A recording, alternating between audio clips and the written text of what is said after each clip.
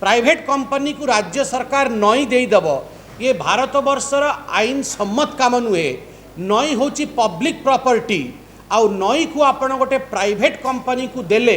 Residents will be affected. Puri रो जो जनसाधारण तांको ऊपर इफेक्ट पड़िबो कहीं कि वाटर फ्लो को ये प्राइवेट कंपनी कंट्रोल करथा। 6000 परिवार संपत्ति 15,000 एकर जमी गोटे निजी कंपनी को दौथिला से प्राकृतिक विपर्यय मध्य घटित होतिला एनवायरमेंटल एडवर्सिटीज मध्य होतिला। यह सुप्रीम कोर्ट ऑब्जर्व करके तड़ख टिप्पणी करिछि। सुप्रीम कोर्ट कहूछि कि गवर्नमेंट होछि सरकार होछि एक पब्लिक ट्रस्ट जनतांकर विश्वास माध्यम रे सरकार गठित हुए सरकार चले किंतु एठारे ए जो पूरा फाउंडेशन रा काम चलथिला 15,000 एकर जमी एक्वायर करिवार काम सरकार करुतिला। ए एमओयू माध्यम रे सरकार केवल चिंतित थिला कंपनी पाई हाराहारी 500 एकर जमी जोटा राज्य सरकार रो गोचर भूमि गाँव गोचर भूमि ताहा मध्य राज्य सरकार ए प्राइवेट निजी कंपनी को देइथिला। सुप्रीम कोर्ट कहूची ए गोचर भूमि तो पब्लिक बेनिफिट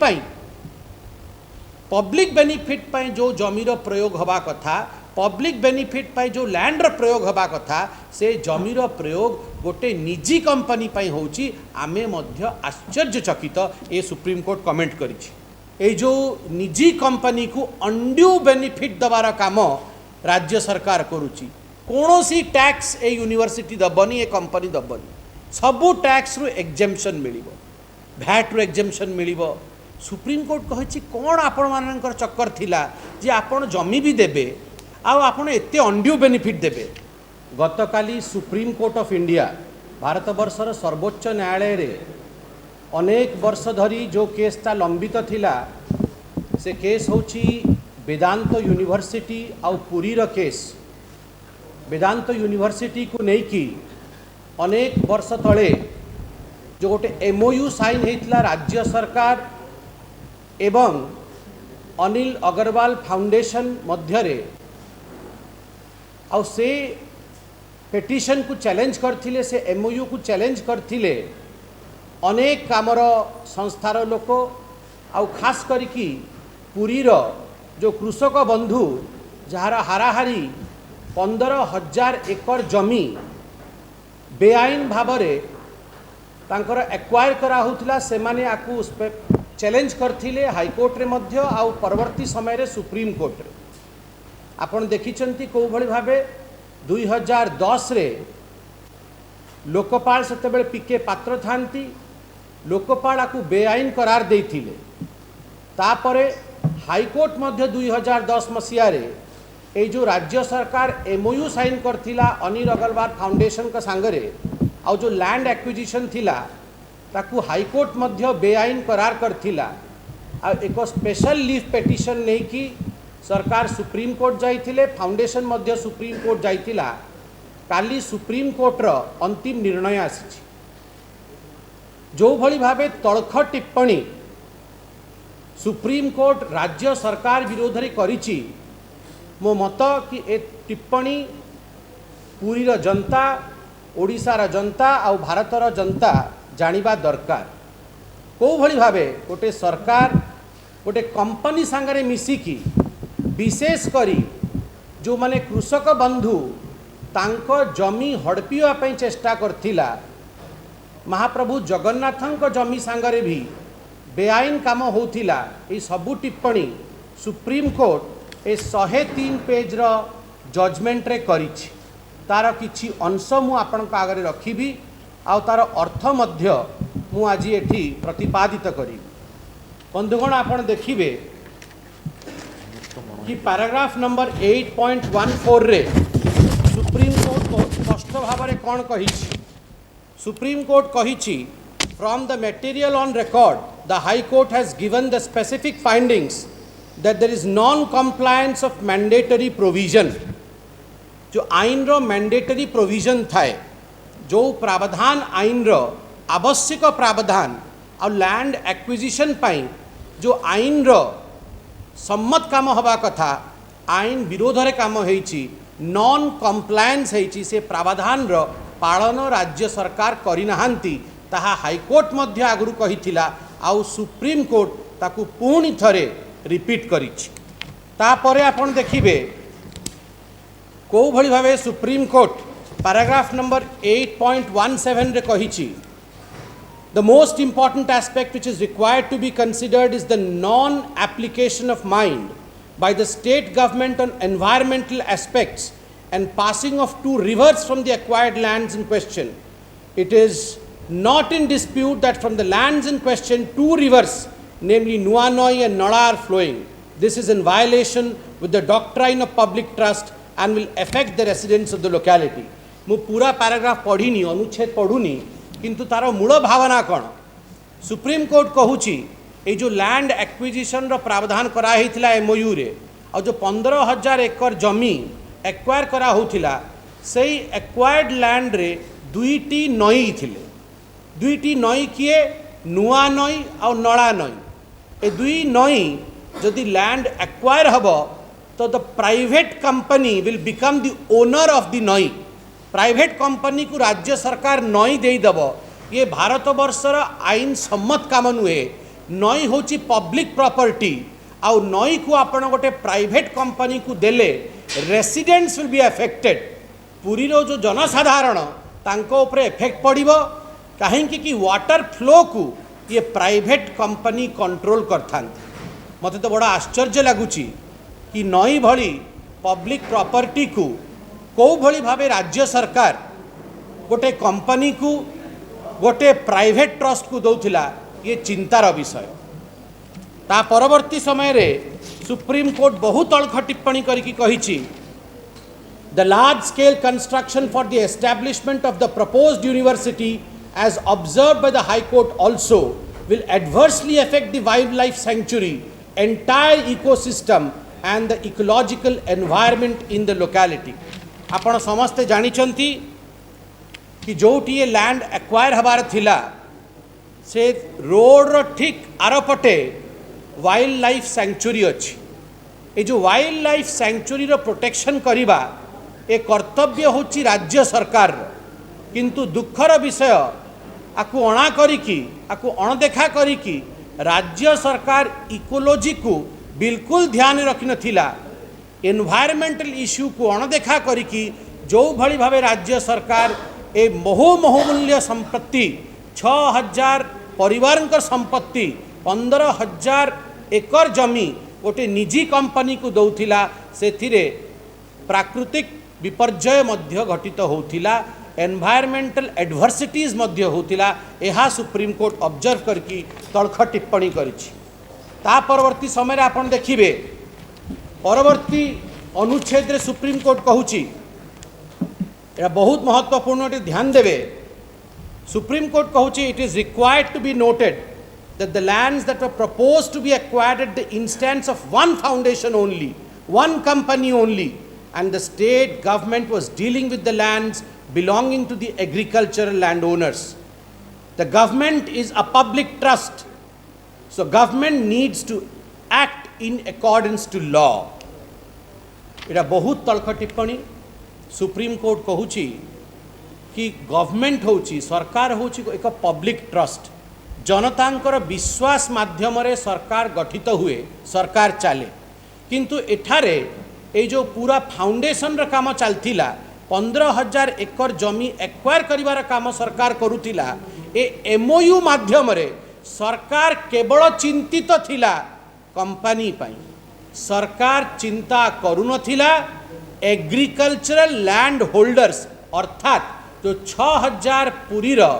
कृषक मान थिले तांको पाई सरकार चिंतित नथिला सरकार केवल चिंता करुथिला केमिति आमे बेनिफिट दबु फायदा दबु गोटे कंपनी को ये चरित्र सरकार रो उचित नुह कहीं कि सरकार एक पब्लिक ट्रस्ट जनतार विश्वास पात्र होची सरकार सेतिपाई विश्वासघात करिवार सरकार देखा जाउथिला एभली तलख टिप्पणी सुप्रीम कोर्ट करिछि। सुप्रीम कोर्ट आगु को कहूछि the state government could not have considered the proposal from only one beneficiary trust point of view. There may have been other public trusts, companies who might be interested in establishing such university. Even no proper inquiry was done. Supreme Court कहउचंती, जज माने कहउचंती कि राज्य सरकार चिंता कलानी कि केवल गोटे ही private company अच्छी पूरा विश्व रे, पूरा भारत वर्ष रे एकोटी कंपनी अच्छी प्राइवेट कंपनी जी एडे बड़ यूनिवर्सिटी खोली पारिबो कहीं पब्लिक कंपनी थाई पारंती, सरकार कंपनी थाई पारंती, पब्लिक ट्रस्ट थाई पारे जी एडे बड़ यूनिवर्सिटी खोली पारिबो तांकू कहीं सरकार निमंत्रित करिनाहांती। सरकार केवल गोटे कंपनी रो बेनिफिट तार फायदा तार इंटरेस्ट पाई काम करुथिबा एभली परिस्थिति कहीं सरकार सृष्टि कला। तापरे बहुत बड़ कथा सुप्रीम कोर्ट कहिछि। सुप्रीम कोर्ट कहिछि the state government has also handed over the possession of approximately 495 acres of land belonging to the state government, including the Gochara lands, which could have been used for the other public purpose and even the Gochar lands also. हाराहारी 500 एकड़ जमी जोटा राज्य सरकार रो गोचर भूमि गाँव गोचर भूमि ताहा मध्य राज्य सरकार ए प्राइवेट निजी कंपनी को देइथिला। सुप्रीम कोर्ट कहूची ए गोचर भूमि तो पब्लिक बेनिफिट पाई जो जमीर प्रयोग हवा कथा, पब्लिक बेनिफिट पाई जो लैंड प्रयोग हवा कथा, से जमीर प्रयोग गोटे निजी कंपनी पाई होची आमे मध्य आश्चर्यचकित ए सुप्रीम कोर्ट कमेंट करिछि। आगु को सुप्रीम कोर्ट बहुत अल्ख टिप्पणी करिछि। सुप्रीम कोर्ट कहिछि पैराग्राफ नंबर 8.20 रे आपण मान देखिबे ये बहुत महत्वपूर्ण दीटा पैराग्राफ बहुत महत्वपूर्ण अछि। मु देखौछि आपन को एटा आपन जेंति हेले पढिबे। From the material on record, it appears that undue benefits were proposed. Undue benefits were proposed. In fact, offered and given to the beneficiary company, providing undue largesse like autonomy, complete immunity from any reservation law, regulatory approvals. Government also agreed to make the land use zoning plan in the 5-kilometer radius from the university boundary only after consultation with Vedanta. Exempt all taxes, duties, levies, VAT, work construction tax, stamp duty, entry tax, etc., etc. Extraordinary huge amounts of electricity and water supply to the proposed university. ये बहुत serious विषय, बहुत गंभीर विषय। Supreme court कहूची कि आमको देखा जाउची जो मटेरियल रखा है ऑन रिकॉर्ड कि अनड्यू बेनिफिट राज्य सरकार प्रपोज करथिला। तापर कहिची कि इनफैक्ट गिवन केवल प्रपोज करथिला नुह ताकू दिया होची ए जो निजी कंपनी को अनड्यू बेनिफिट दबार काम राज्य सरकार करूची। कौनसी टैक्स ए यूनिवर्सिटी दबनी ए कंपनी दबनी, सबू टैक्स रु एग्जेम्पशन मिलिबो, भैट रु एग्जेम्पशन मिलिबो। आ सबुठ बड़ कथा मते आश्चर्य होची आमर तो नियम होची सबका साथ सबका विश्वास सबका विकास सबका प्रयास, किंतु जो एग्जेम्पशन फ्रॉम रिजर्वेशन लॉज राज्य सरकार रो जो रिजर्वेशन आईन रही से रिजर्वेशन आईन मध्य ए यूनिवर्सिटी उपरे लागू हब नाही। एभली एक एग्जेम्पशन एभली एक undue benefit quote unquote undue benefit राज्य सरकार ए निजी कंपनी को दौथिला। अन्य अनेक अनड्यू बेनिफिट कंप्लीट ऑटोनॉमी रहिबो आउ extraordinary quantity of electricity and water जो पानी आउ आपणकर ऊर्जा जोगे देबार काम बिजुली जोगे देबार काम ये मध्य राज्य सरकार करिवो फ्री ऑफ कॉस्ट यूनिवर्सिटी को देइथांता। काहेकि सुप्रीम कोर्ट कहिछि कोन आपण मानकर चक्कर थिला जे आपण जमी भी देबे आउ आपण एते अनड्यू बेनिफिट देबे ता बा परवर्ती समय रे ए सबु कही कि सुप्रीम कोर्ट कहिछि आपण ध्यान रे सुनिबे। It is not appreciable why the government offered such an undue favour in favor of one trust or company. Thus the entire acquisition proceeding and the benefits which were proposed by the state governments were vitiated by favorism and violative of Article 14 of the Constitution of India. अर्थात ये पूरा प्रक्रिया देखिला परे supreme court टिप्पणी करछि आमे निश्चिंत रूप जानी पारुछु आमे आज कहि पारिबु कि ये पूरा प्रक्रिया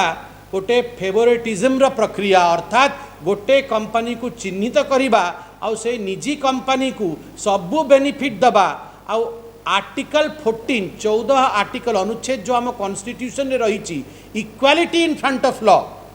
आईन आगरे आईन चक्षु आगरे समस्ते समान ताकू भायोलेट कराई अन्य कंपनी प्रति अन्य दृष्टिकोण किंतु ये पर्टिकुलर कंपनी सांगरे गोटे मिली भगत रही सागर मिसिकी तांकू केंती अनड्यू बेनिफिट दिया हबो तांको पाई गोटे पक्षपात करा हबो तांको पक्षरे फेवरेटिज्म करा हबो एहा सुप्रीम कोर्ट कही आ लास्ट रे बहुत आश्चर्य कथा सुप्रीम कोर्ट कही कि there has been no proper enquiry आग 15,000 एकर जमी यूनिवर्सिटी मांगिला ए निजी कंपनी मांगिला राज्य सरकार एमओयू साइन कले ठीक अच्छे आम 15,000 एकर दबू परवर्ती समय जितेबाला लोकपाल तांकर आंगुठी उठेले आ कहले ये बेआईन